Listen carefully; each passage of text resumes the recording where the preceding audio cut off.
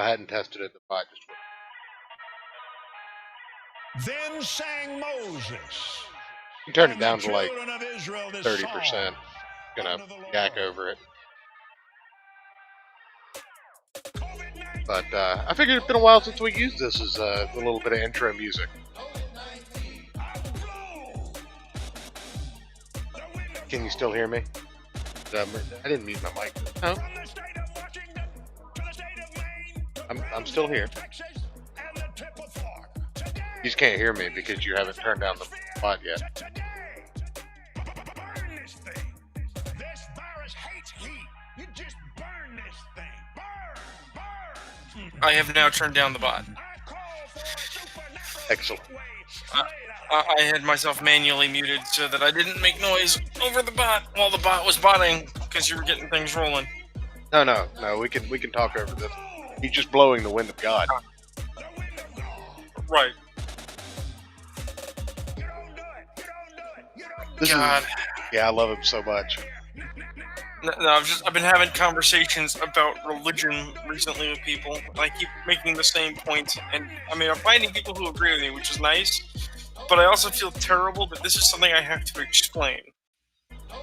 What? What? That you can blow the virus away by the wind of God?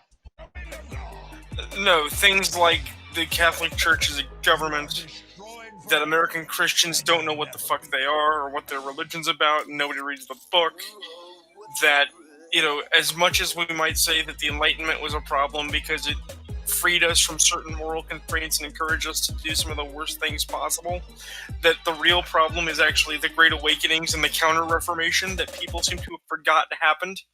Oh. All right, then. Well, that's just deep. Do the real intro now and get on the road.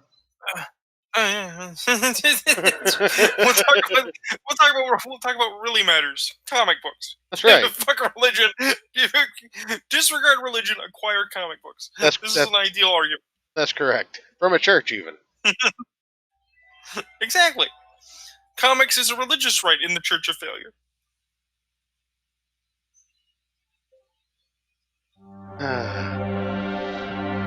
There is a sixth dimension beyond that which is known to man. A multiverse as vast as eternity, as timeless as the Infinity Gems. It is the middle ground between the big two and the indie publishers, between sci-fi and mysticism, and it lies between the pages of the reader's imagination. At the summit of entertainment, the dimension of comics, where a humble service is held. We call this service the Gospel of Comics. Well, hello everyone, and welcome back to the Gospel of Comics. I am your host, the Church of Failure, and with me always. Wait a minute. Where the fuck is Ayrton McCartney?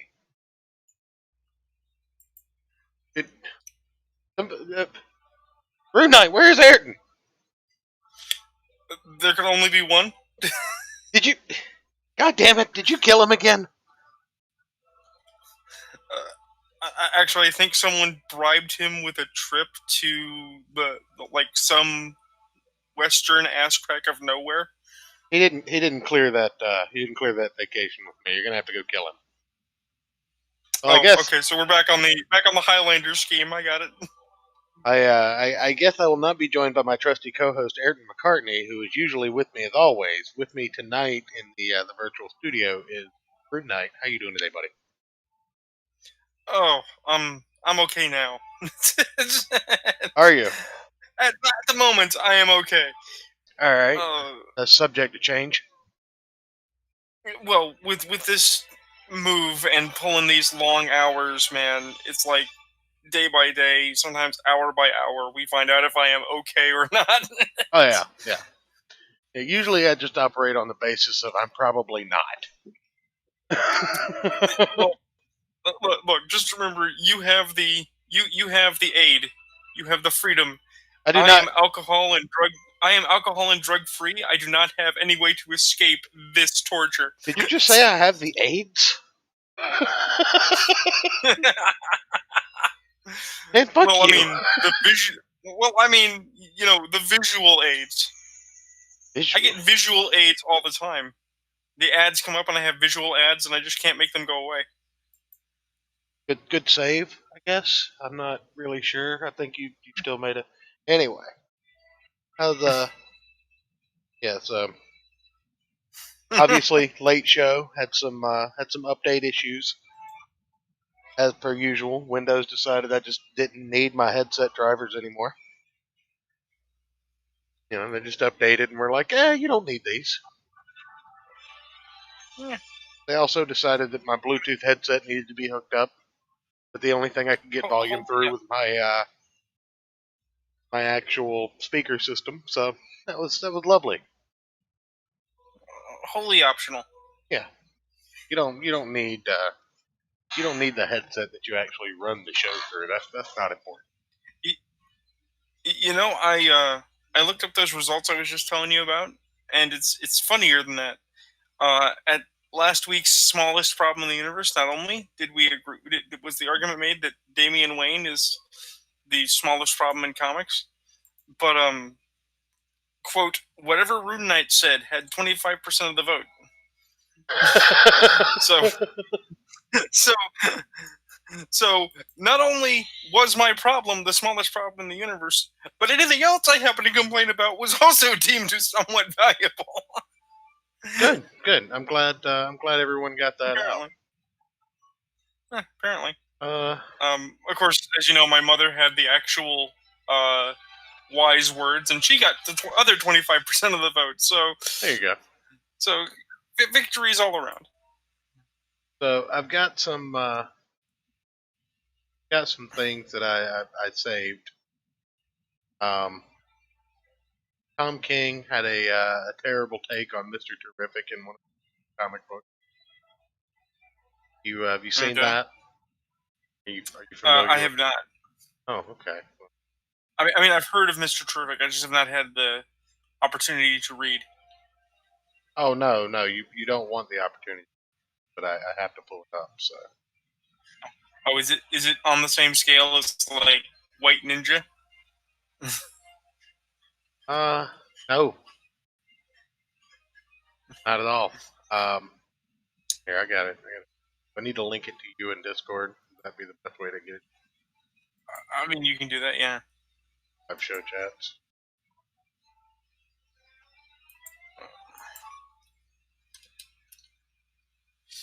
I sent you a link. We can check out if you need something for time. Okay. They've released a couple of weeks ago, apparently, the first 7 minutes of Resident Alien on Sci-Fi with Alan Tudyk. I've actually read this book, and it's like this book's pretty good. I don't know how the show will be, but interesting enough to have a look. Okay. All right. An alien crash lands on Earth, and while he's hiding among us, ends up being a low rent detective type, like a medical detective kind of scheme, while being an alien. Okay. In like the Midwest. Have you got the link pulled up for Mr. Terrific? Let me see here. Oh wow. The art is nice, but I have never read this, so this will be an experience. Let's just look at what Thinking Critical has to say. Tom King's been slowly ruining Adam Strange, but Mr. Terrific received real character assassination. Terrific states he was relieved his wife and unborn child died because he wasn't ready to be a father. What do you think about that? When you hear those words strung together in that manner.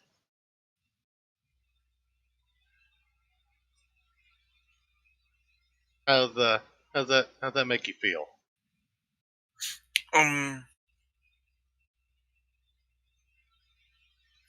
I'm reading it.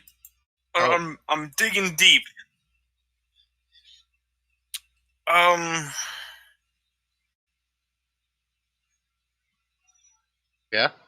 Yeah. Did your frankly, heartburn just flare up a little bit? No, it's more like disappointed, and I can't tell I'm disappointed in the artist, who's very, very good, for not harnessing the language, or if I'm disappointed in the author for maybe not putting the gravitas required in the script. Tom King is the author, so always be disappointed. Okay, yeah, sure. I will blame this individual. Because here's the thing, right? Like, he's in this bar, he's talking to this chick. She asks him the retarded question, and that's why you're a superhero?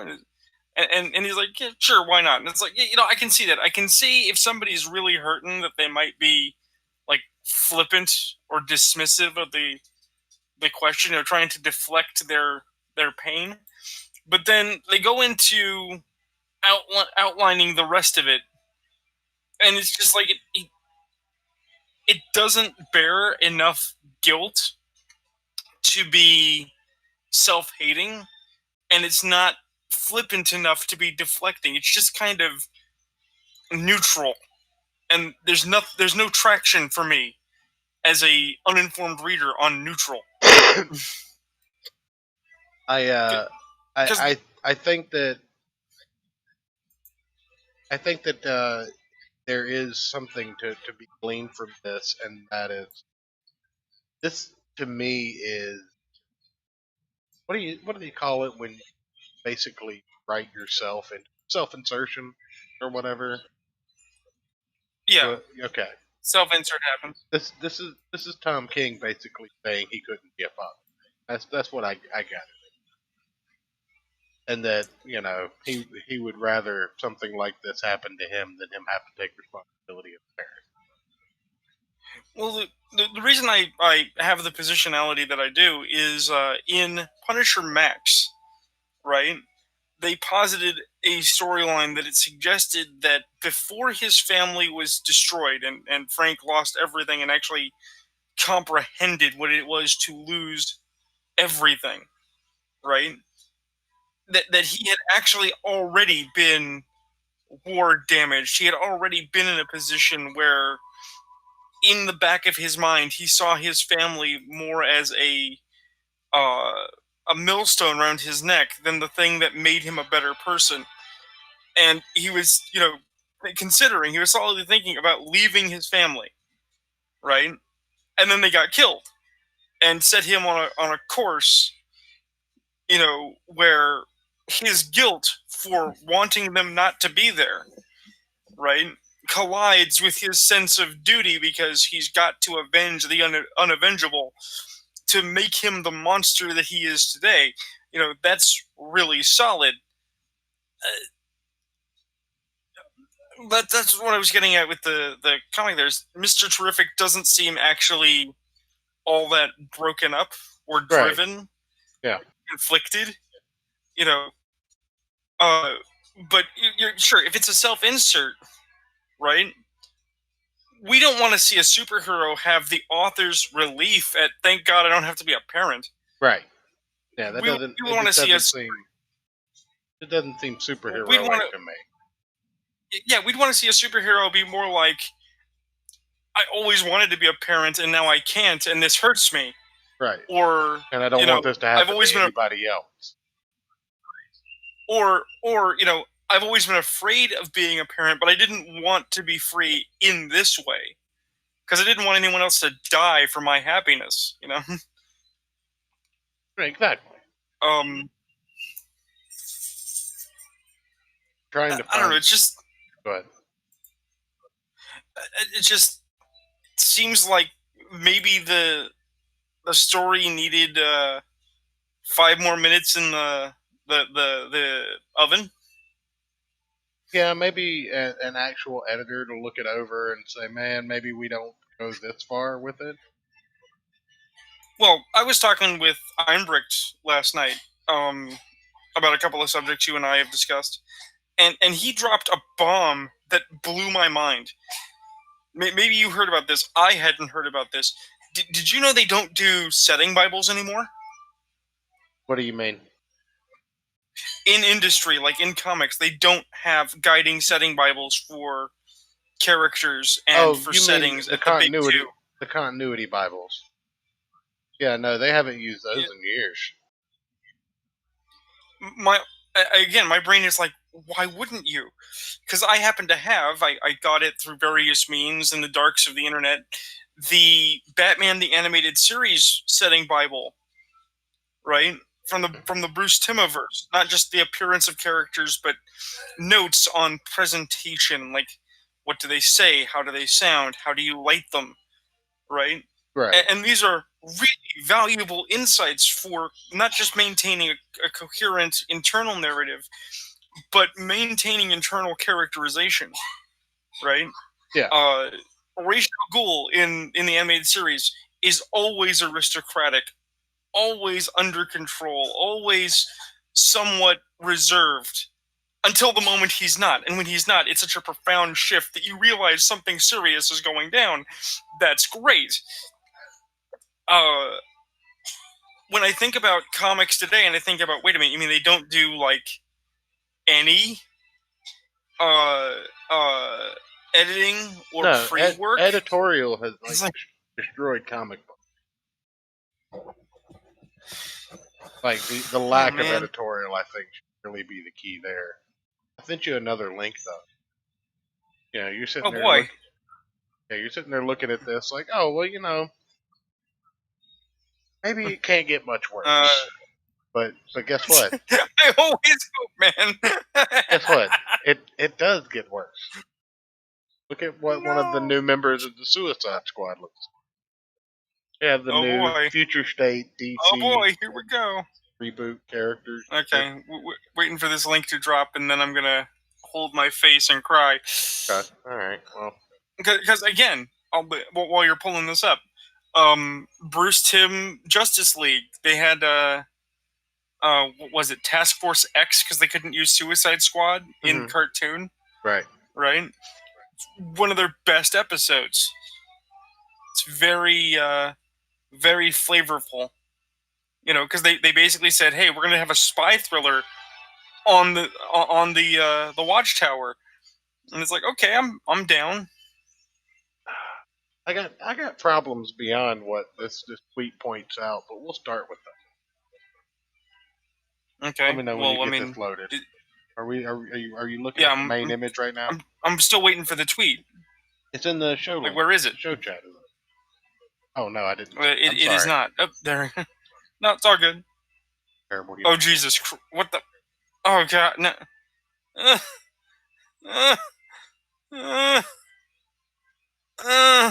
Pose Law over on Twitter at Living Scribe. Great follow. Is that a disabled black female Flash?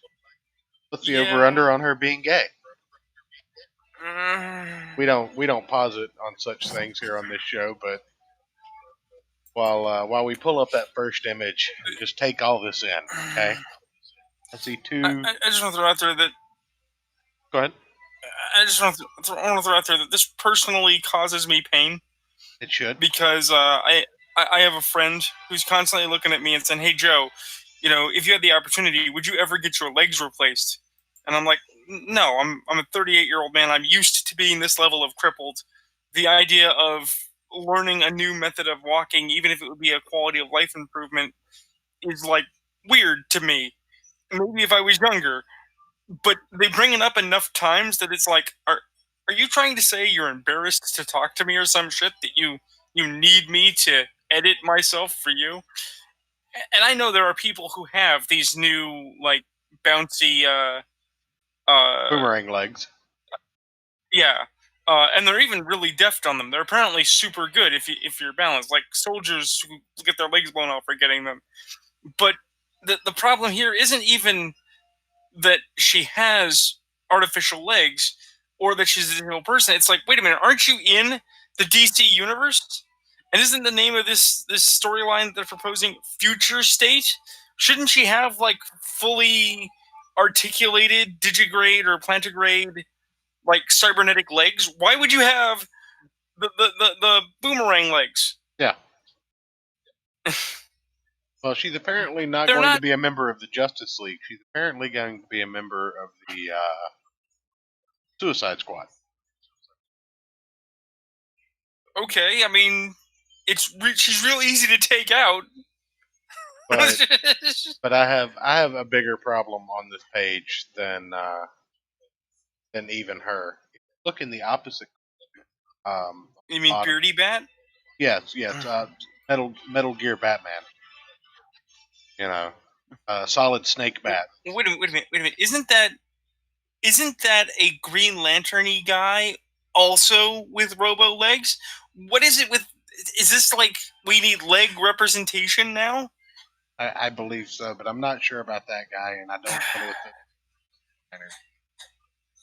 I'm just looking over here at solid Bat Snake, and I'm just not feeling it, man. I don't know. I'm not feeling, Etrigan Swamp Thing either, but it's there.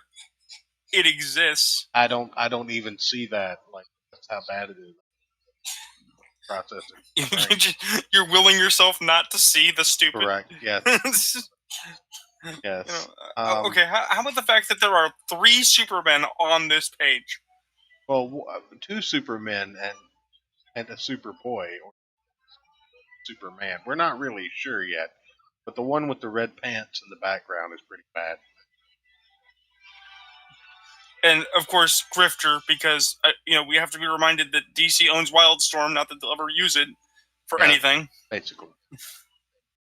And isn't this Batwing from South Africa? Isn't that like the African Batman? Which one? One with the cowl over his face. Isn't that Batwing?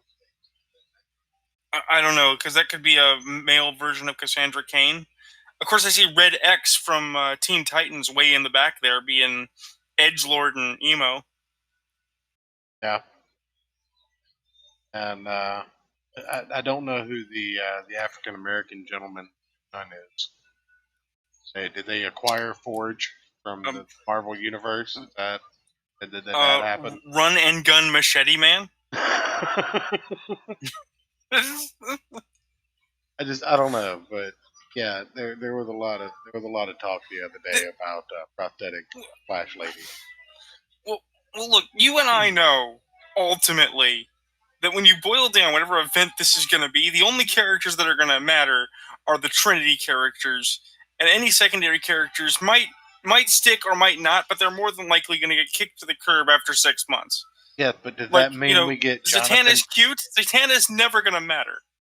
Does that mean we get the Jonathan Kent Superman with Diana Prince Wonder Girl? We get Wonder Woman with like Kingdom Come Superman. We get Metal Gear Batman. I'm saying you get what I'm saying is that you get another guy, another generic black-haired guy wearing the Superman racing stripe. Because the actual level of characterization that these alternative versions of these characters are going to get is virtually null.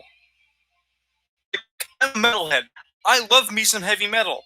I know people that would presume, it's like, oh, Joe, you must totally be into the black metal DC universe. It's like, no. It's like, but come on, the Bat That Laughs was awesome. It's like, no, it's really not. No. And it's like, well, why not? It's like, because none of it matters. None of this will matter beyond this event. Decent. Yeah, I mean, the story as a standalone was decent. It could have been an Elseworld. Like, yeah, but here's the other bit of oddness, though, right? Like when you actually dig into it, the entire idea that it is somehow metal is a misnomer, because it's not death metal or black metal. It's not Metalocalypse meets DC. No, it's right? talking about and it doesn't have. And it doesn't evoke any of the ethos or imagery of actual metal. It's just a grimdark version of DC. Well, I think you're taking it personally at that level. I am gonna critique your pickiness on that level, because the whole name is a play on the fact that it's a story about the 4 mythical metals. Element X is just the new Batmanium.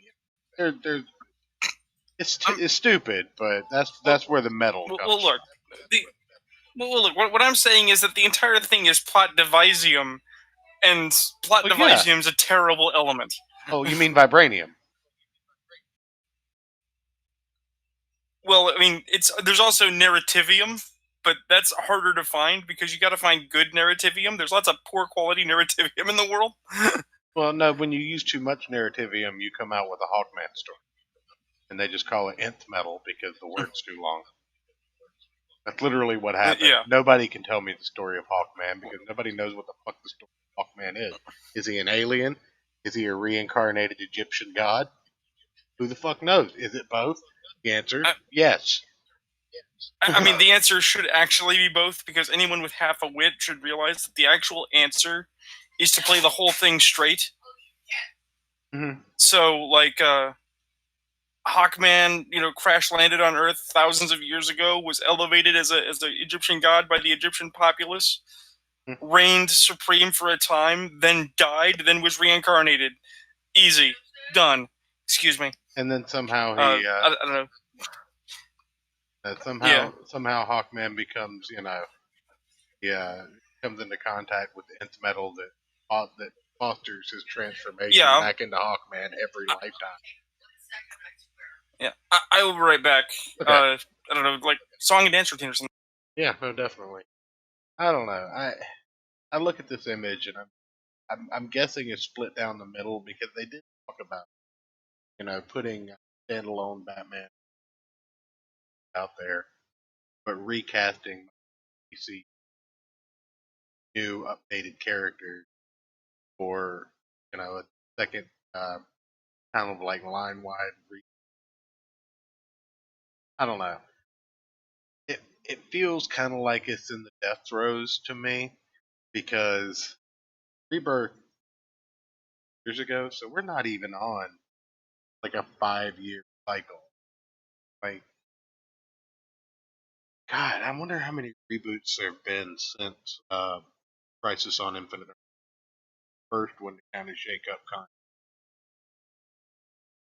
content. You've had Infinite Crisis, which kind of played in on parts. You had Convergence, you had Rebirth, 3 off the top, and now this Future State, kind of a shake-up reboot. You had 52. My beloved smother apparently decided to throw her TV remote across the room and go for distance. Okay. Why? Who knows? Why not? She just did. Did she get one of the singers wrong on I Can See Your Voice? I have no idea, since she's watching Shaun the Sheep. Wow. A lot to unpack there. So we're just going to move on.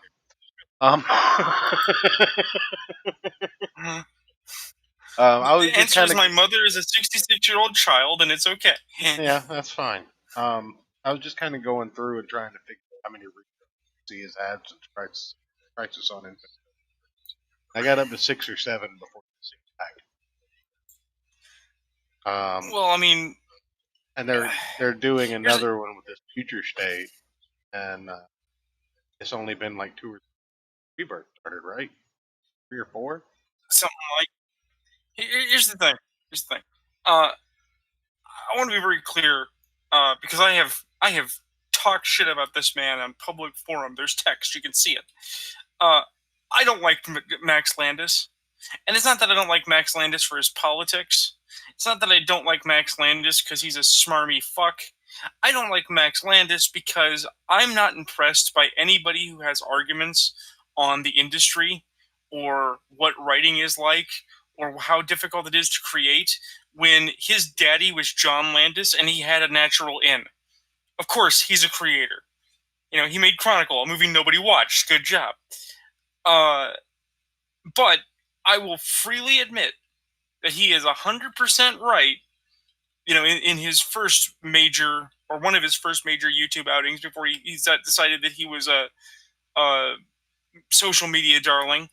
The Death and Return of Superman did break comics.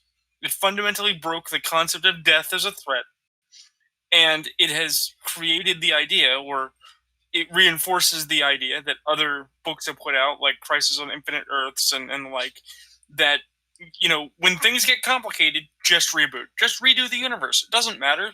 They'll keep buying it. Well, you touch on a couple of key points.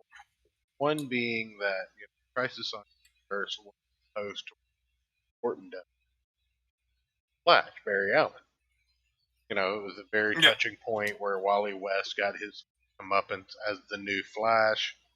Barry Allen realized that he not only catalyst for Wally becoming the Flash, but also engineered Wally becoming Right. and then you also have the death and return of Superman because one thing that's always bothered me is that they've never not been able to go right. Happens with both companies all. That's why you always end up with a Batman line. It's 10 comics deep before they reach trying down. That's why you always end up with one Krypton. And then when you have too many Kryptonians, you introduce basically Kryptonian clones. Well, I have a friend in Denmark who used to send me care packages. They had more money than God, and Yeah. they sent me a bunch of Thanos comics, including one called The End, in which Thanos had finally done it. He had finally killed the entire Marvel Universe through no fault of his own. It was an accident. He Yeah. wasn't even trying this time. But in that moment, having actual ultimate power, having attained what he always wanted, but he never knew how to manage, he has the realization, not only what the cause of the problem is, the literal death and return of heroes, the idea that heroes regenerating perpetually speeds the universe towards apocalypse Right. and fundamental destruction. But he literally uses the power of Word of God to say, no more of this, no more recycling. Mhm. When somebody dies, they're dead. Right now, it's Thanos. When he fixes the universe and returns it to existence, he makes the universe think that he's not there anymore. But we all know it's Thanos. He totally gave himself some sweet, side privileges on his way out. Yeah. But that's he's got a right? bungalow that nobody can detect, whatever. Right. But that's fine because at the same time, his story was done. Okay, he had a amazing end. Okay, and he actually got the thing that he wanted. The incarnation of death appeared before him, thanked him for his efforts, and kissed him, and then was gone. And he was asked by Adam Warlock, who was also able to sidestep destruction, is that going to be enough? And Thanos was like, well, it's going to have to be, because he's not going to be chasing cosmic power anymore. He's not going to be seeking the death of all that is anymore. He's not going to necessarily be Death's consort anymore. That chapter is closed. It's a great book. It's a great story. It's a wonderful close on a era, right? Yeah. And yet, you and I know 100%, not only was it never going to stick, which is the truly awful part, but when it became unstuck, the Thanos that has been used in Marvel since then is awful. And if Mark Silvestri was still working on Marvel, and if he is, what the fuck, I'd be having a conniption fit about the character assassination they're putting on his character. Because, the idea of Thanos as a psychotic murderer who's just running around destroying things because fuck it, or worse, he accidentally killed War Machine because Thanos got jumped by the C-Team and didn't have a GTFO card, when it's Thanos, who was on Earth seeking a cosmic cube again, because Thanos apparently needs the power of God again, after having gained and lost it 3 times, to the extent that he'd actually... Yeah, to the extent that he looked at the universe and said, look, if I wasn't supposed to have it, I wouldn't keep getting it. Leave me alone. Well, that kind of goes to what I was saying. They keep going back to the well, both Marvel and I discussed the Batman, the multitude of Batman, Kryptonians, and the fact that it went from being Alan Scott, Green Lantern of mystical power, to being an army of Green Lanterns on Oa that can just plot device their way through basically every problem in the Marvel universe or the DC universe. But it's no No, better. I believe it. No, the reason that there are Green Lanterns on Earth who have to deal with Green Lantern problems with their relatively small power level is because there's an army of Green Lanterns on Oa who are solving all the problems in the Marvel universe. Behind It the makes scenes. perfect sense. Yeah, gamma radiation is green. Green Lanterns. You guys see the conspiracy here, right? Totally. But no, Half-Life seriously, confirmed. do the same thing over at Marvel, and you can say the same thing about them because I mean, there were millions of mutants at the time. Like, it started with like 5, and then you're like, no, no, no, no, no. Like, at least 3% of the entire United States is mutants. What? Well, that's the thing. You said you were going to have an episode someday soon with some people who have very vested interest in having a complaint about it, about House of M. Yeah. Right? But my thing is that not only do I not care about House of M, I don't care about M Day. Because these have been done before. And when people are like, but now mutants are just a neighborhood, it's like, no, this has been done before. No, now they're an What about the entire crochet? island again. Yeah, and it's like, And they somebody can says, yeah, well, what revive. do you mean? They can revive and regrow all mutants that died, so it kind of gets Right. back into the thing And- that you were just going off about. Oh no, mutants! Right, and Mutants have a revolving door. And then somebody asked me, what are you talking about? It's like Mutant Massacre. The Mutant Massacre generated 30 years of really interesting plot lines, but it all hinged on the idea that there were too many mutants, so they sent the Marauders into the Morlock tunnels and slaughtered a bunch of nameless people. Mhm. A bunch of freakish mutants who nobody knew, because nobody of ever any actual consequence, no character that was named. Yeah, you knew Was Toad, and Toad didn't die. You knew Toad. You knew there were a couple in there that survived because you knew who they were. But That's the thing. M Day is the worst.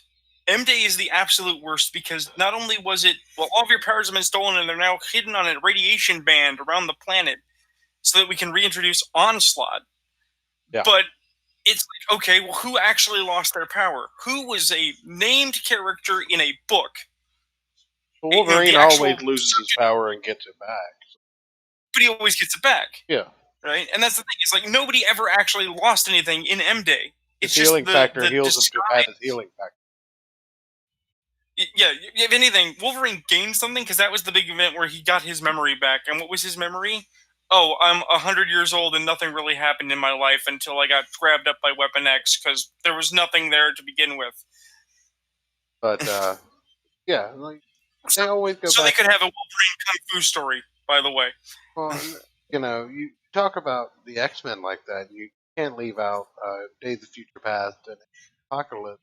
Promises storylines also condense the overwhelming amount of X books that were hitting the market. Because that's the whole point of doing something like Age of Apocalypse. Is they took the entire X-Men line and stopped it, and basically all of the mutants were in limbo, while the rest of the Marvel universe just kind of went on with life. Well, I mean, that's an example of what I'm talking about. For 40 years, 20 years, a long time, they kept hinting that Bishop had gone back in time to prevent one thing, and he didn't know what that thing was, but he was going to get there. He was going to do it, and he was going to change the whole of the future, right? Prevent the entire Days of Future Past. Yeah, and the thing that Bishop, right? And then they kept retconning it to the thing that Bishop meant was Xavier being killed. Except that wasn't it. Right. It was the other way around. It was he was supposed to stand there and take the blast so that Xavier, as Onslaught, didn't murder the X-Men. Yeah. Right? And it's like, okay, that's But then he's got to go back and stop Robert Kelly from dying too. Like, it almost seems like Bishop's power is to go back and martyr for everyone else. Like Bishop's at least when Cable goes back in time is to fight Apocalypse, like Apocalypse. Except he doesn't. Except he doesn't, because they have to keep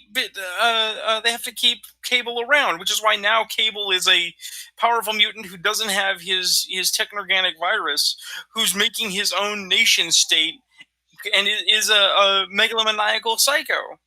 Oh, but hey, that's okay because you're still gonna have best buddy adventures with Deadpool.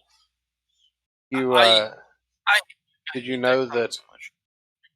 When Apocalypse first introduced, originally going to be the Owl.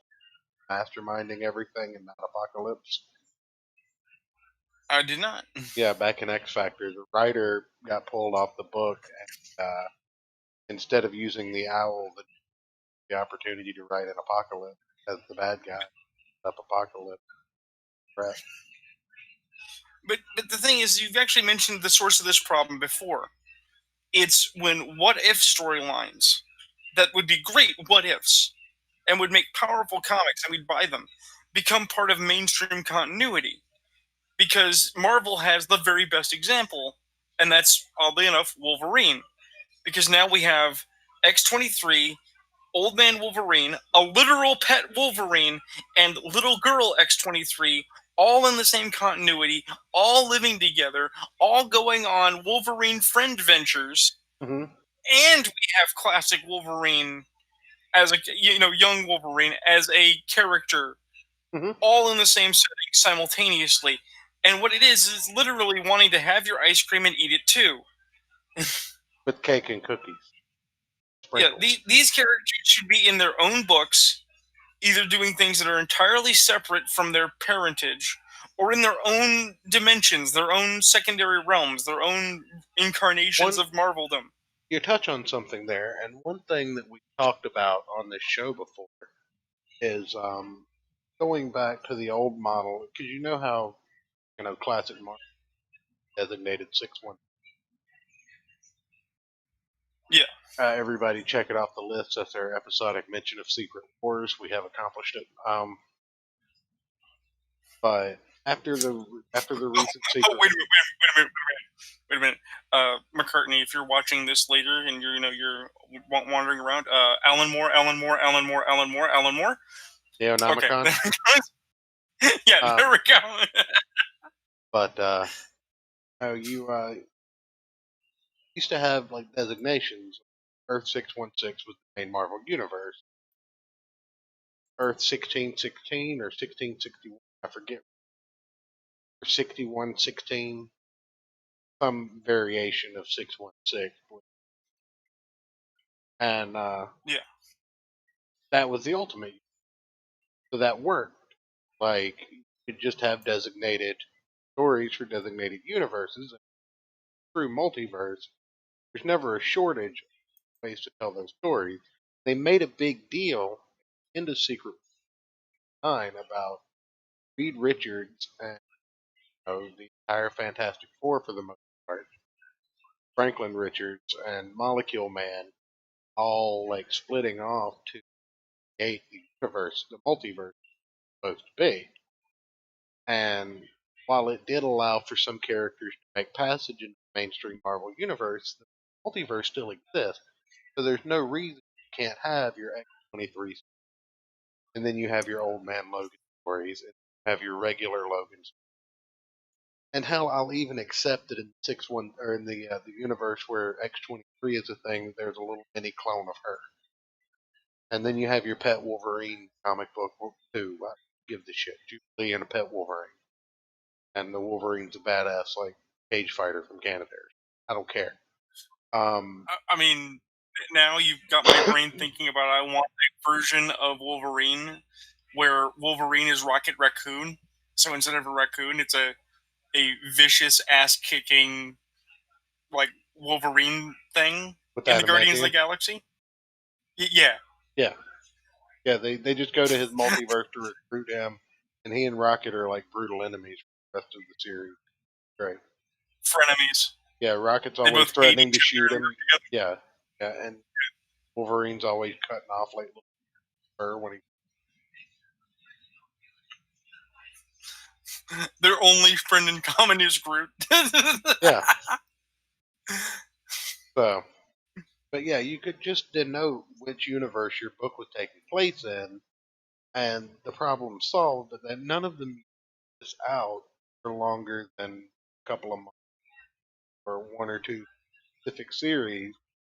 Whereas, it could also solve a lot of problems, I think, where if you're a new writer and you're coming in, maybe you don't get to start on Batman, maybe you don't get to start on Superman, you don't get to start on Wonder Woman, or X-Men, or Spider-Man, or maybe you get, the Z-Men from Earth 925, and the Well, you Z-Men are mentioned the X-Men, but they're zoo animals.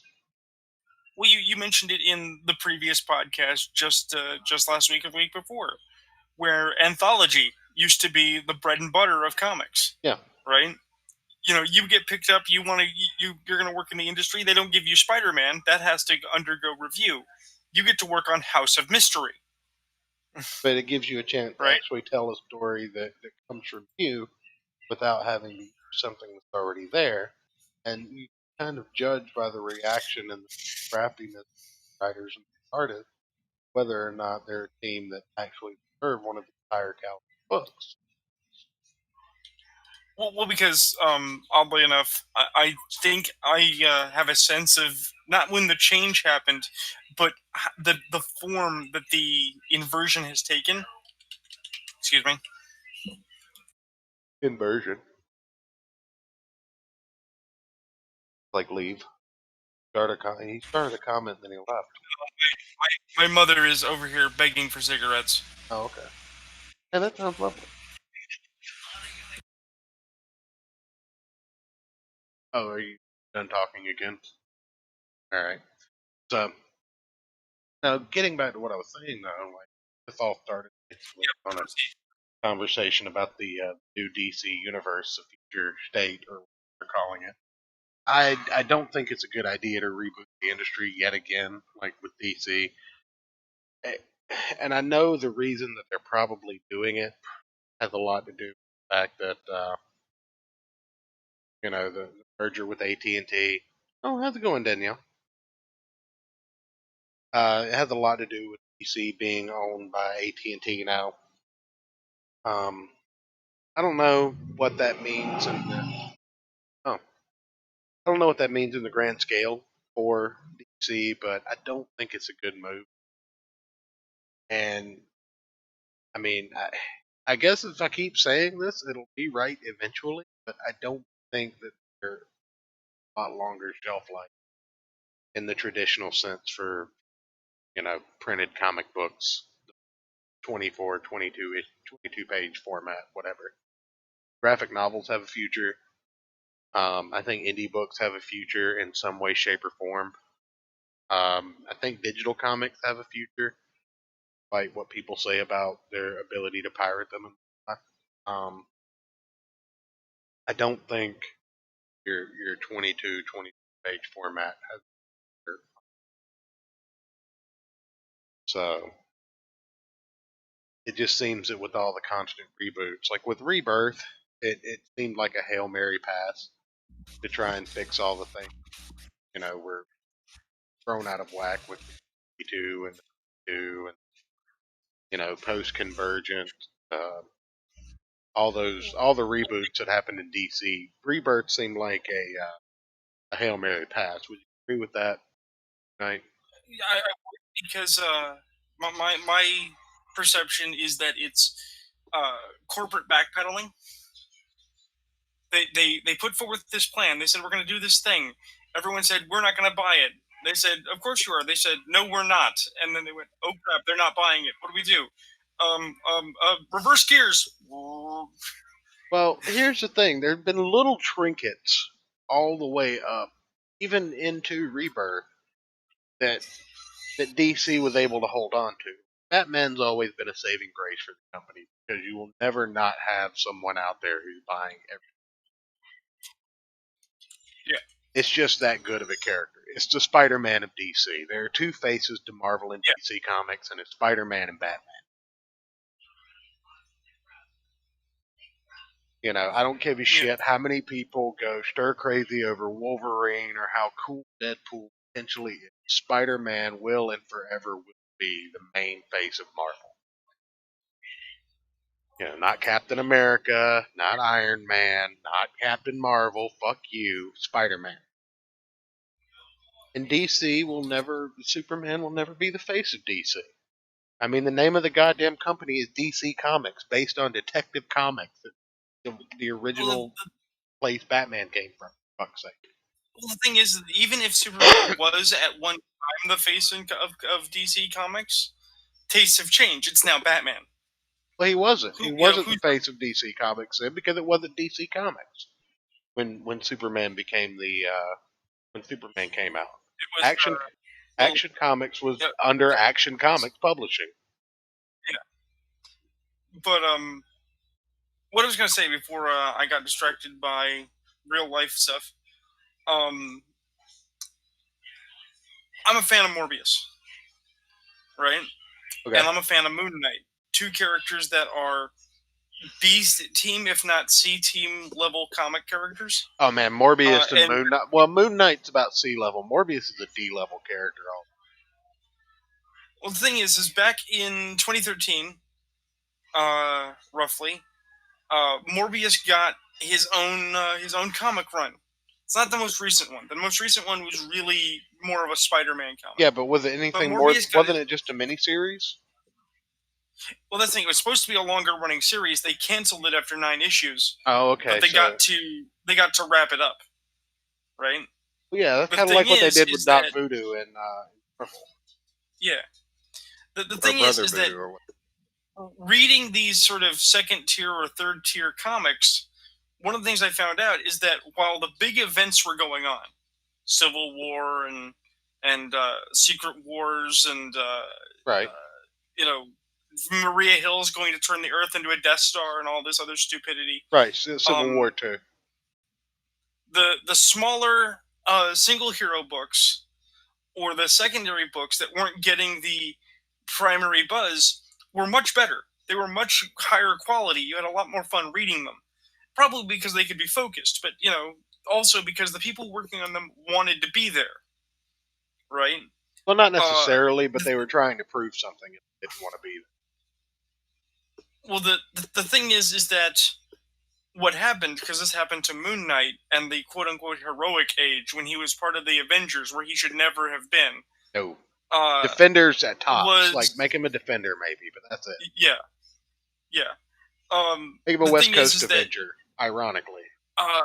Interest in the secondary character got real big, right? Because their run was really well made. People really liked it, so they said, "Hey, we're going to move this guy to the front level. He's going to be A-list with everybody else." And it's like they stripped away everything that made the character interesting. And it's like, people aren't liking it. People aren't buying it. What are we supposed to do? Send the character back to his ghetto. Clearly, we've made a mistake. It's like, yeah, you made a mistake, but it's not the mistake you think you made. It wasn't that the character can't be a lead character. It's that your lead characters suck. Well, I mean, I'm they've one of kind the- of recently done that again with Moon Knight, though. Isn't he, like, all badass and, like, the herald of some evil god and running around with Mjolnir and shit? Oh, Jesus, I haven't checked. Cause, Yeah. Yeah, he's doing all and kind I- of crazy shit. because the thing is, yet again, I hate the idea everyone has a Mjolnir. No. Because Thor- Moon Knight has Thor's Mjolnir. Because it's made of You moon shouldn't. rock. This is stupid. No, This is stupid. No, hear me out. It's even stupider than you think, right? So the god of the Oh, I'm moon sure. in Egypt, right? Khonshu. Okay, he has become an entity, and he called Moon Knight to be his herald, kind of like the Herald of Galactus. Right, And now he's got more power. right. Oh, and Chad's saying that he's also got the Phoenix Force power for some reason. But because Mjolnir is made of a moon rock, right? Okay, you with me so far? Moon Knight can Right. control it. Yeah, no, this is the dumbest shit. Well, because again, Thor is not a racing stripe, right? Let me use a different angle. The appeal of Excalibur. What about Thorg? Is The Thorg sword or of- is Frog Thor a racing stripe? Frog Thor is the racing stripe of we put a frog in a Thor suit. But Okay. but a Frog Thor. I mean, it's neat, but we don't need it. Or if we need it, it needs to be a what if comic because it's literally what if Thor was a frog. If they speak for yourself, we don't Just- fucking need it. I need it. Right, but do you need it in your mainstream comic book? I mean, if it's good. Okay, no, see, now you're putting dangerous qualifiers on it. You can either have Frog Thor or you can have good. You can't have both. I will say the Secret Wars tie-in, Thor's multiple, where Thor was all the Thors of the multiverse were the police of Battleworld. That was fucking phenomenal. Like having Thor as a procedural, like a police procedural with like a buddy cop aspect to it. Yeah, but That was good. that's what I'm getting at, though. That's what I'm getting at, though. Thor had already had a solid closing story where he dealt with the ones who stand above all, right? The guys who are feeding off of the Ragnarok cycle, Okay. right? So having Thor, where there are now multiple Thors across the multiverse, doing buddy cop for Battleworld and fighting the Beyonders, plural, because apparently one Beyonder wasn't good enough. We now need multiple. Well, let me give you the story on that too. That Beyonder was a baby Beyonder. He didn't even realize his full potential. Right, until we put him in a human body, and then she murdered a shitload of people, which is why she was in an insane asylum. No, it was a he when it first came out. In Jerry Curls. It was a he. No, it was a he when he first came out for Secret War. Then he decided that males were too violent and became a female. Then he joined the whatever the Shi'ar Guard is. No, right? I missed this story. Where did this happen? Oh, I read about this in the Thanos. Because Thanos heads to the kiln, basically the center of the... That's not canon. That wasn't part of the lead up to Secret Wars at all. Oh no! 2015 oh no! This is totally canon. It's just years before Secret Wars. No. What I'm saying, the Beyonder in Secret Wars, right? That Beyonder that was in Secret Wars and Secret Wars 2 did not go away. Became a female and stayed in the Marvel Universe. See, nobody brought that up later on because I thought that was the entity that was the Cosmic Cube, not the Beyonder. No. Cubic is something entirely different. Yeah, you'll have to send me the reading material on this because I don't know about Trinity Beyonder. That seems a little weird to me. Transsexual Beyonder. Well, yeah, but this was so long ago that the switching of genders didn't even make a blip. Nobody gave a shit. No, I don't give a shit about the flipping of it. Just I've never heard of this. And it feels like it's something I should know encyclopedic about. But anyway, no, the multiple Beyonders just said that was like a baby Beyonder, and it didn't even know what it was capable of. Right. When it was doing. I want to say it's either in Thanos Samaritan or Thanos Epiphany. Okay. Thanos travels to the center of the universe to contemplate what am I going to do with my life now that I'm not serving death, right? Which is also an intergalactic prison. And he's approached by Peter Quill, Gladiator, and a couple of other people, and they're like, look, we're taking over the prison, and we're getting the heck out, but we need your help because there's a problem. And he's like, okay, what's the problem? And they're like, well, one of the people in isolation, one of the people in Sirius jail, is the Beyonder in physical format.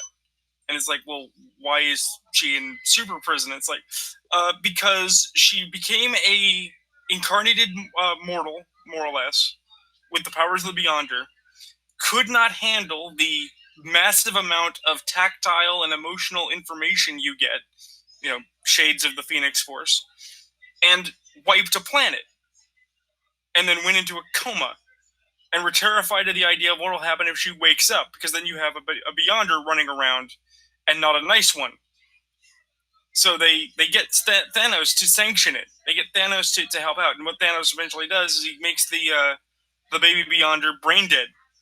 Says, look, she's alive, she's in a box, don't let it out ever again. It's too dangerous to live, but we can't kill it, otherwise the energy entity is now loose and pissed. Yeah.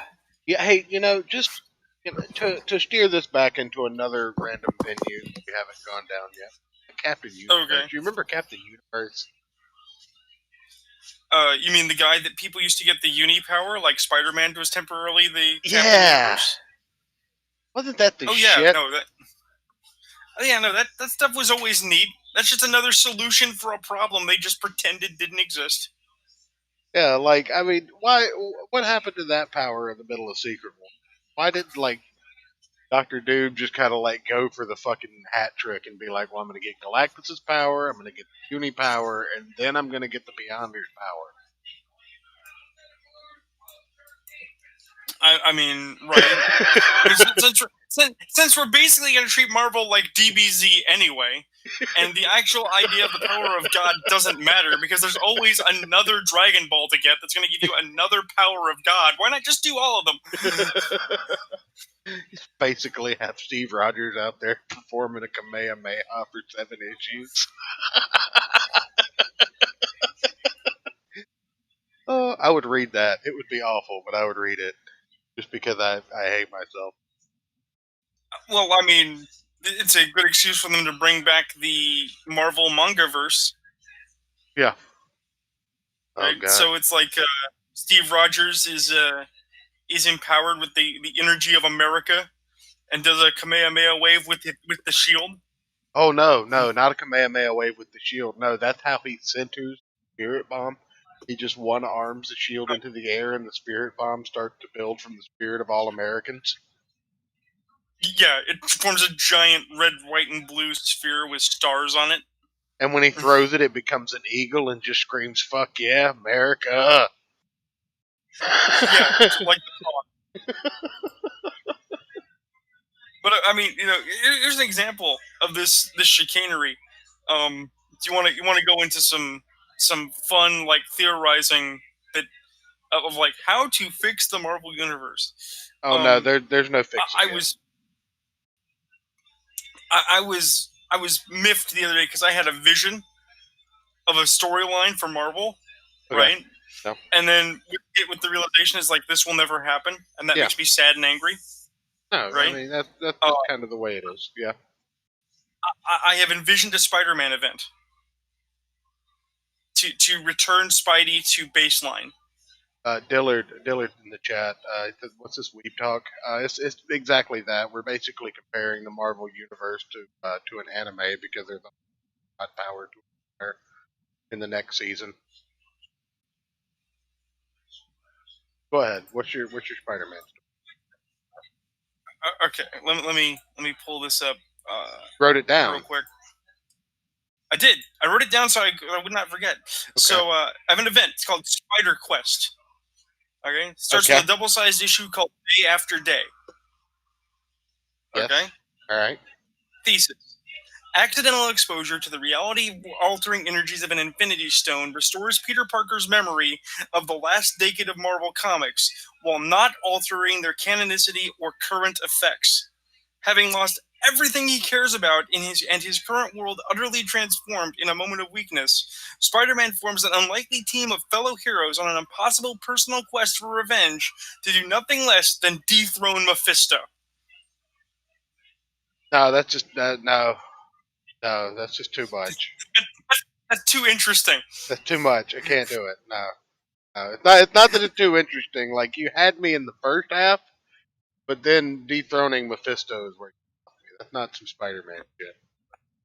No, that is totally some Spider-Man. No, you can't be like I'm down with Spider-Man temporarily having the Uni power, right? And then be like, but I can't have Spider-Man go on a quest to beat up the King of Hell. No, because that's some Doctor Strange, Doctor Doom shit.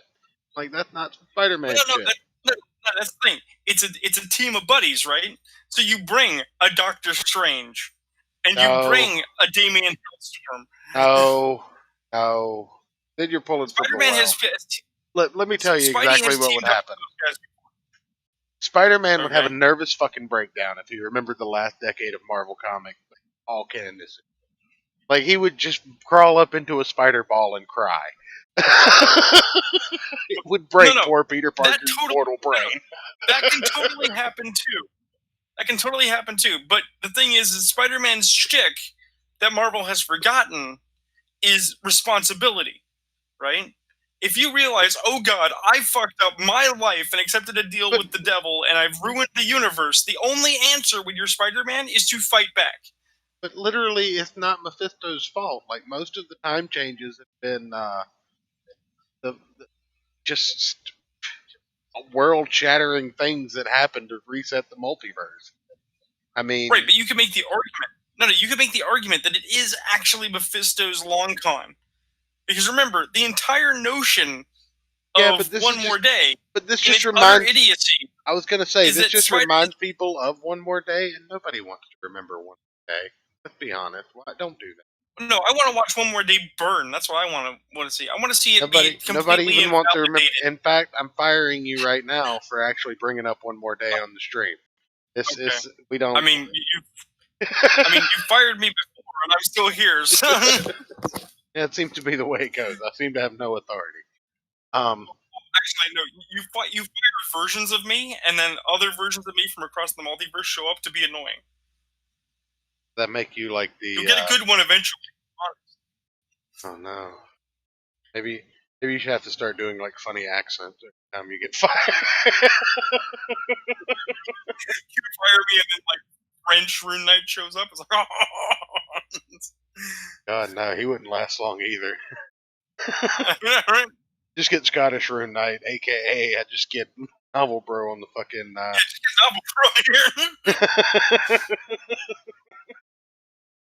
But anyway, I think we're actually a little bit over an hour. Thanks everybody for coming out. I'm pretty sure that unless you had something else to bring up, I was kind of hoping we wouldn't. But, on the internet, anybody who wants to see it can go find it. yeah. I mean, do I have anything to plug? Not really. Not unless we decide we're gonna act on that thing with that thing. Oh yeah, the thing with the thing. Yeah, we'll discuss the thing with the thing and then announce the thing and the thing. Yeah, exactly. Okay. In its due time, in the approved method. Right. Okay. Definitely. Thanks, Dillard, for your love and support. I invited you on yesterday and you couldn't make it. It's your fault we didn't have a show. You should plug the buckler. That's right, ladies and gentlemen. Go buy the buckler now. Spend all your money on it. Dillard, share the link. You have a wrench. Share the link. But yeah, with that, don't buy mainstream comics. Go buy the buckler. Yeah. And have a good evening. Get us out of here. Oh, hey, did you see that Paul was on tonight? Paul?